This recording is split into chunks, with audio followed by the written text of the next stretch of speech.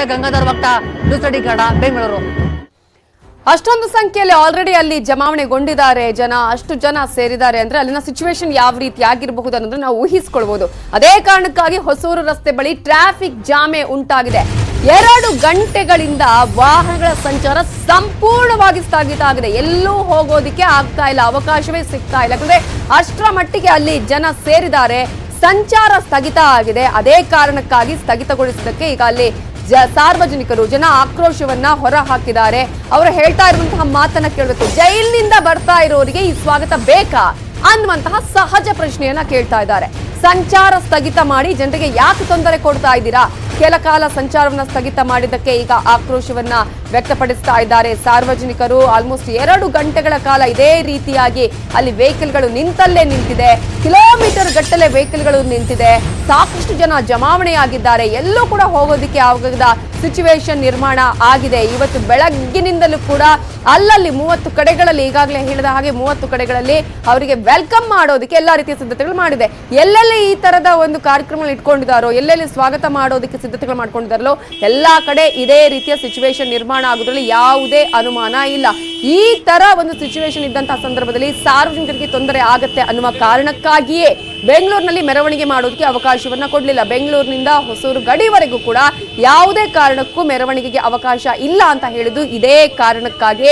ಕಾನೂನು ಸುವ್ಯವಸ್ಥೆ ಹಾಳಾಗತ್ತೆ, ಸಂಚಾರ ದಟ್ಟಣೆ ಆಗತ್ತೆ, ಜನ ಹೋಗೋದಿಕ್ಕೆ ಬರೋದಿಕ್ಕೆ ಅನಾನುಕೂಲ ಆಗತ್ತೆ ಅನ್ನುವ ಕಾರಣಕ್ಕಾಗಿ ಬೆಂಗಳೂರು ಪೊಲೀಸರು ನಿರ್ಬಂಧವನ್ನ ಹೇರಿರೋದು. ಇದರಿಂದಾಗಿ ತೊಂದರೆ ಆಗ್ತಾ ಇರೋದು ಯಾರಿಗೆ? ಜನರಿಗೆ, ಜನಸಾಮಾನ್ಯರಿಗೆ, ವಾಹನ ಸವಾರರಿಗೆ. ನೀವು ನೋಡ್ತಾ ಇದ್ದೀರಲ್ಲ, ಅಲ್ಲಿ ಈಗ ಈ ರೀತಿಯಾಗಿ ಒಂದು ವೆಲ್ಕಮ್ ಮಾಡುವಾಗ ಎಷ್ಟು ದೂರದವರೆಗೂ ಕೂಡ ವೆಹಿಕಲ್ಗಳು ಸಾಲುಗಟ್ಟಿ ನಿಂತಿದೆ. ಕಿಲೋಮೀಟರ್ ಗಟ್ಟಲೆ ವೆಹಿಕಲ್ಗಳು ಸಾಲುಗಟ್ಟಿ ನಿಂತಿರೋದನ್ನ ಕೂಡ ನೋಡಬಹುದು. ಅದೇ ಕಾರಣಕ್ಕಾಗಿ ಸಾರ್ವಜನಿಕರು ಆಕ್ರೋಶವನ್ನ ವ್ಯಕ್ತಪಡಿಸಿದ್ದಾರೆ. ನಾವು ಹೊಸೂರು ರೈತರಿಗೆ ಹೂವು ತಗೊಂಡು ಹೋಗ್ತಾರೆ. ಗುಲಾಬಿ ಹೂವು ಅಡ್ಡಾಕಿದ್ದಾರೆ. 1.5 ಅವರಿಂದ ಇದ್ದೀರಿ ಸರ್, ಅದರಿಂದ ಬಿಡ್ತಾ ಇಲ್ಲ. ಕೇಳ್ತಾ ಇದ್ದೀರಿ, ಇನ್ನೂ ಬಿಡ್ತಾನೆ ಇಲ್ಲ ಸರ್. 1 ವಾರ ಆಯ್ತು, ಬೇಗ ಬಂದು ಹೋಗ್ಬೇಕು. ಬಿಡಲ್ಲ, 1 ವಾರ ಆಯ್ತು. ವರ್ಷದಿಂದ ಬೆಳೆದಿರ್ತಾರೆ ರೈತರು ಹೂವು. ಇವತ್ತು ಎತ್ಕೊಂಡೋಗಿಲ್ಲ ಮಾರ್ಕೆಟ್ಗೆ, ತಿಪ್ಪೆಲ್ಲ ಹಾಕ್ಬೇಕು. ಅವ್ರು ಗೌರ್ಮೆಂಟ್ ಕೊಡು ತಕಾಸು. ಎಷ್ಟು ಒಂದ್ ದಿವಸ ಯಾರನ್ನ ಮಾಡ್ತಾರೆ, ಅವ್ರ ಪೊಲೀಸ್ ಆಗ್ಲಿ, ಅವ್ರ ಗೌರ್ಮೆಂಟ್ ಆಗ್ಲಿ, ಯಾರು ಬಂದ್ ಕೇಳ್ತಾರೆ ಇದನ್ನ ಆನ್ಸರ್? ಎಲ್ಲಿ ಸರ್? ಆವಾಗಿಂದ 1 ಅವರ್ ಇಂದ ನಿಂತಿದೆ. ಕರೆಕ್ಟ್ 10 ಗಂಟೆಗೆ ಬ್ಲಾಕ್ ಮಾಡಿದವ್ರು. ನಮ್ಗೆ ಸಂಬಳ ಯಾರು ಕೊಡ್ತಾರೆ? 1 ಅವರ್ ಲೇಟ್ ಆಗಿದೆ. ನಮ್ ಕಂಪ್ನಿಗೆ ಸೇರ್ಸ್ಕೊಳಲ್ಲ. ಇವ್ರು ಗೌರ್ಮೆಂಟ್ ಕೊಡುತ್ತಾ ಇಲ್ಲ ಮನೆಗೆ ಹೋಗೋಣ ಅಂದ್ರೆ ಇವ್ರು ರಿವರ್ಸ್ ಕೂಡ ಬಿಡ್ತಾ ಇಲ್ಲ. ಹೆಂಗ್ ಮಾಡೋಣ ನಾವು? ಟ್ರಾಫಿಕ್ ಜಾಮ್ ಮಾಡಿದಿರಲ್ಲ, ಸಾಮಾನ್ಯ ಪ್ರಜೆ ಹೆಂಗೆ ಜೀವನ ಮಾಡೋದು? ಯಾರೋ ಜೈಲಿಂದ ಬರೋರಿಗೆ ಇಷ್ಟೊಂದು ಎನ್ಕರೇಜ್ ಮಾಡ್ತೀರಂದ್ರೆ ನಮ್ಮ ಇಂಡಿಯಾ ಹೆಂಗೆ ಉದ್ಧಾರ ಆಗತ್ತೆ ಹೇಳಿ? ಅಲ್ಲ, ಸೊ ಅಲ್ಲಿ ಯಾವ ರೀತಿಯಾದಂತಹ ಸಿಚುವೇಶನ್ ಇತ್ತು, ಟ್ರಾಫಿಕ್ ಜಾಮ್ ಉಂಟಾಗಿತ್ತು, ಜನರ ಆಕ್ರೋಶ ಯಾವ ರೀತಿಯಾಗಿತ್ತು, ಇವೆಲ್ಲದರ ಬಗ್ಗೆ ಸಂಪೂರ್ಣ ಮಾಹಿತಿ ಕೊಟ್ಟಿದ್ದಾರೆ ನಮ್ಮ ರಿಪೋರ್ಟರ್ ಮುನಿರಾಜು. ವಾಕ್ತೃ ಮೂಲಕ ನೋಡೋಣ. 4 ವರ್ಷಗಳ ಬಳಿಕ ಶಶಿಕಲಾ ಈಗ ತವರು ರಾಜ್ಯಕ್ಕೆ ಮರಳ್ತಾ ಇದ್ದಾರೆ. ಈಗಾಗಲೇ ಹೊಸೂರು ಗಡಿ ಮುಖಾಂತರ ಅವರು ಚೆನ್ನೈ ಕಡೆಗೆ ಪ್ರಯಾಣ ಬೆಳೆಸಿದ್ದು. ಈ ಒಂದು ಮಾರ್ಗದಲ್ಲಿ ಈಗ ಟ್ರಾಫಿಕ್ ಜಾಮ್ ಉಂಟಾಗಿರೋದನ್ನ ನಾವು ನೋಡ್ತಾ ಇದ್ವಿ.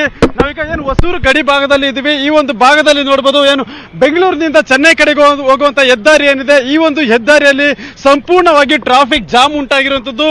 ಕಳೆದ 45 ನಿಮಿಷಗಳಿಂದ ಇದೇ ರೀತಿ ಟ್ರಾಫಿಕ್ ಜಾಮ್ ಆಗಿದೆ. ಸುಮಾರು 6 ರಿಂದ 7 ಕಿಲೋಮೀಟರ್ನಷ್ಟು ಜಾಮ್ ಆಗಿದ್ದು, ಎಲ್ಲಾ ವಾಹನ ಸವಾರರು ಈ ಒಂದು ಟ್ರಾಫಿಕ್ ನಲ್ಲಿ ಸಿಕ್ಕಾಕೊಂಡಿರುವಂತದ್ದು. ಸುಮಾರು 3.25 ಗಂಟೆಯಿಂದ ಕಾಯ್ತಾ ಇದ್ದಾರೆ ಟ್ರಾಫಿಕ್ ಕ್ಲಿಯರ್ ಆಗುತ್ತೆ ಅಂತೇಳಿ. ಆದ್ರೆ ಪೊಲೀಸರು ಇನ್ನೂ ಸಹ ಈ ಒಂದು ಟ್ರಾಫಿಕ್ ಅನ್ನ ಬಿಡೋದಕ್ಕೆ ಮುಂದಾಗಿಲ್ಲ. ಯಾಕಂದ್ರೆ ಈಗಾಗಲೇ ಒಂದು ಶಶಿಕಲಾ ಈ ಒಂದು ಬಾರ್ಡರ್ ಕ್ರಾಸ್ ಮಾಡಿ ಹೊಸೂರನ್ನ ತಲುಪಿದ್ದಾರೆ. ಅವರು ಇನ್ನೂ ಸ್ವಲ್ಪ ಸರ್ವಿಸ್ ರಸ್ತೆ ಕ್ರಾಸ್ ಆಗೋ ತನಕ ಇದೇ ಒಂದು ಟ್ರಾಫಿಕ್ ಅನ್ನ ಕಂಟ್ರೋಲ್ ಮಾಡೋದಕ್ಕೆ ಹೊಸೂರು ಪೊಲೀಸರು ಮುಂದಾಗಿರುವಂತದ್ದು. ಅದರಿಂದ ಸುಮಾರು ಏನು ಈ ಒಂದು ಹೊಸೂರು ಗಡಿಯಿಂದ ಹತ್ತಿಬೇಲೆ ತನಕ ಸುಮಾರು ಒಂದು 5-6 ಕಿಲೋಮೀಟರ್ನಷ್ಟು ಟ್ರಾಫಿಕ್ ಜಾಮ್ ಉಂಟಾಗಿದ್ದು, ವಾಹನ ಸವಾರರು ಒಂದು ರಸ್ತೆಯಲ್ಲೇ ನಿಂತು ಒಂದು ಇಡೀ ಶಾಪ ಆಗ್ತಿರೋದನ್ನು ಸಹ ನಾವು ಗಮನಿಸಬಹುದು. ಯಾಕಂದ್ರೆ ಕಳೆದ 45 ನಿಮಿಷಗಳಿಂದ ಇದೇ ರೀತಿಯಾಗಿ ನಿಂತ್ಕೊಂಡು ಹಾರನ್ ಮಾಡ್ತಿದ್ರು ಸಹ ಪೊಲೀಸರು ವಾಹನಗಳನ್ನ ಬಿಡೋದಕ್ಕೆ ಮುಂದಾಗ್ತಾ ಇಲ್ಲ. ಮುಂದೆ ದೊಡ್ಡ ಪ್ರಮಾಣದಲ್ಲಿ ಜನರು ಒಂದು ರ್ಯಾಲಿ ಮುಖಾಂತರ ರ್ಯಾಲಿ ರೀತಿಯಲ್ಲಿ ಹೋಗ್ತಾ ಇದ್ದಾರೆ. ಅದರಿಂದ ಟ್ರಾಫಿಕ್ ಸಮಸ್ಯೆ ಉಂಟಾಗುತ್ತೆ ಅಂತೇಳಿ ಇಲ್ಲೇ ಒಂದು ಎಲ್ಲಾ ರೀತಿಯ ವೆಹಿಕಲ್ಸ್ ಅನ್ನ ಕಂಪ್ಲೀಟ್ ಆಗಿ ರಸ್ತೆಯಲ್ಲಿ ಅಡ್ಡಗಟ್ಟಿರುವಂತದ್ದು. ಏನು ಕಾರು, ಕ್ಯಾಬ್, ಬಸ್ ಮತ್ತೆ ಬೈಕ್ ಸವಾರರು ಸುಮಾರು ಗಂಟೆಗಟ್ಟಲೆ ಈ ಒಂದು ರಸ್ತೆಯಲ್ಲಿ ಈಗಾಗಲೇ ಕಾದು ಕುಳಿತಿದ್ದಾರೆ. ಟೋಲ್ ಸಂಪೂರ್ಣವಾಗಿ ಜಾಮ್ ಆಗಿರುವಂತದ್ದು. ಸುಮಾರು 45 ನಿಮಿಷಗಳಿಂದ ಕಾಯ್ತಿದ್ದಾರೆ. ಈಗ ಕ್ಲಿಯರ್ ಆಗುತ್ತೆ ಅಂತೇಳಿ. ಆದ್ರೆ ಹೊಸೂರು ಪೊಲೀಸರು ಟ್ರಾಫಿಕ್ ಅನ್ನ ಕ್ಲಿಯರ್ ಮಾಡೋದಕ್ಕೆ ಮುಂದಾಗದೆ ಇನ್ನೂ ಸಹ ಒಂದು ವೆಹಿಕಲ್ಸ್ ಅನ್ನ ಸಂಪೂರ್ಣವಾಗಿ ಸ್ತಬ್ಧ ಮಾಡಿರುವಂತದ್ದು. ಏನು ಬೆಂಗಳೂರಿನಿಂದ ಚೆನ್ನೈ ಕಡೆ ಹೋಗುವಂತ ಮಾರ್ಗ ಏನಿದೆ ಸಂಪೂರ್ಣವಾಗಿ ಜಾಮ್ ಉಂಟಾಗಿದ್ದು, ವಾಹನ ಸವಾರರು ಏನು 45 ನಿಮಿಷಗಳಿಂದ ರಸ್ತೆಯಲ್ಲಿ ನಿಂತ್ಕೊಂಡು ಇಡೀ ಪೊಲೀಸರಿಗೆ ಒಂದು ಇಡೀ ಶಾಪವನ್ನ ಹಾಕ್ತಾ ಇದ್ದಾರೆ. ಕ್ಯಾಮ್ರಾ ಪರ್ಸನ್ ಶಿವಪ್ಪ ಜೊತೆ ಮುನಿರಾಜು, ನ್ಯೂಸ್ 18 ಕನ್ನಡ, ಬೆಂಗಳೂರು. ವಿಧಾನ ಪರಿಷತ್ ಸಭಾಪತಿ ಸ್ಥಾನಕ್ಕೆ ನಡೆಯಲಿರುವ ಚುನಾವಣೆಗೆ ಮೈತ್ರಿ ಅಭ್ಯರ್ಥಿಯಾಗಿ ಜೆಡಿಎಸ್ನ ಬಸವರಾಜ ಹೊರಟ್ಟಿ ನಾಮಪತ್ರ ಸಲ್ಲಿಸಿದ್ದಾರೆ. ಬಸವರಾಜ ಹೊರಟ್ಟಿಗೆ ಸಚಿವರಾದ ಕೋಟಾ ಶ್ರೀನಿವಾಸ್ ಪೂಜಾರಿ, ಎಂಟಿಬಿ ನಾಗರಾಜ್ ಸೇರಿದಂತೆ ಬಿಜೆಪಿ ಹಾಗೂ ಜೆಡಿಎಸ್ನ ಹಲವು ಶಾಸಕರು ಸಾಥ್ ಕೊಟ್ಟಿದ್ದಾರೆ.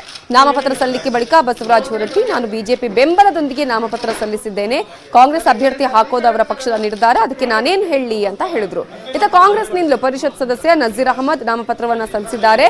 ನಜೀರ್ ಅಹಮದ್ಗೆ ಬಿಕೆ ಹರಿಪ್ರಸಾದ್, ಪರಿಷತ್ ಸದಸ್ಯ ನಾರಾಯಣ ಸ್ವಾಮಿ, ಜಮೀರ್ ಅಹಮದ್ ಸಾಥ್ ಕೊಟ್ಟಿದ್ದಾರೆ.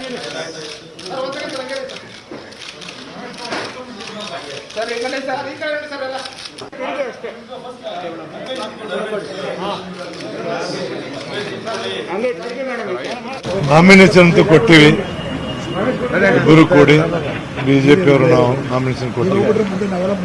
ನಾಳೆ ಚುನಾವಣೆ ಐತಿ, ನಾವು ನಾಮಿನೇಷನ್ ಕೊಟ್ಟಿವಿ, ಇಬ್ಬರು ಕೂಡಿ ನಮ್ಮ ನಾಮಿನೇಷನ್ ಅಕ್ಸೆಪ್ಟ್ ಆಗ್ಯಾವ.